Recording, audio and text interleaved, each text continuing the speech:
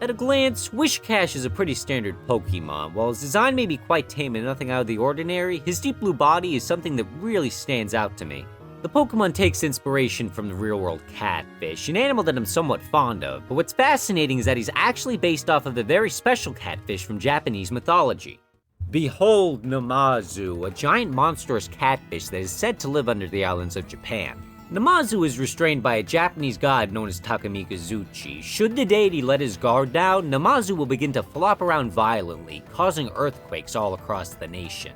The real-world lore of this Pokemon is captured perfectly in Wishcash's debut card, illustrated by none other than Tomokazu Komiya.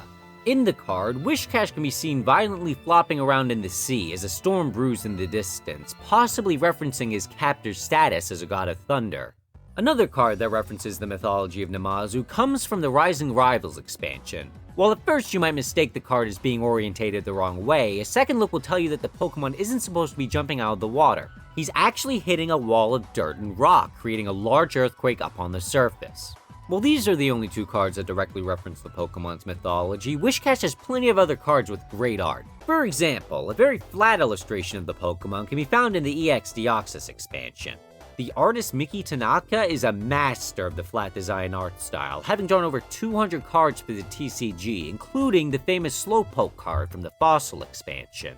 The unique art style seen here is definitely what makes this card stand out, especially when compared to the next card that Wishcash would receive.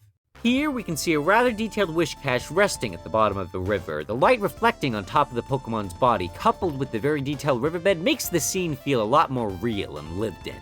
The Obsidian Flames Wishcash can be seen peacefully poking his head up through the lily pads, whereas the Wishcash in Rebel Clash is drawn looking incredibly sad for some reason. Both of these cards, however, pale in comparison to the Wishcash from Astral Radiance. The illustration is predominantly blue, yet full of sharp reds and rich greens, with patches of soft yellow sunlight being reflected upon the water. The use of such extreme shades of color creates an incredibly vivid, near psychedelic landscape. All in all, Wishcash may not be that popular of a Pokemon, but personally, I like him. I already had a soft spot for him due in no small part to my affinity for Catfish, but the fact that he has some surprising ties to Japanese mythology, coupled with some great card art, certainly instills in me a greater appreciation for the Pokemon.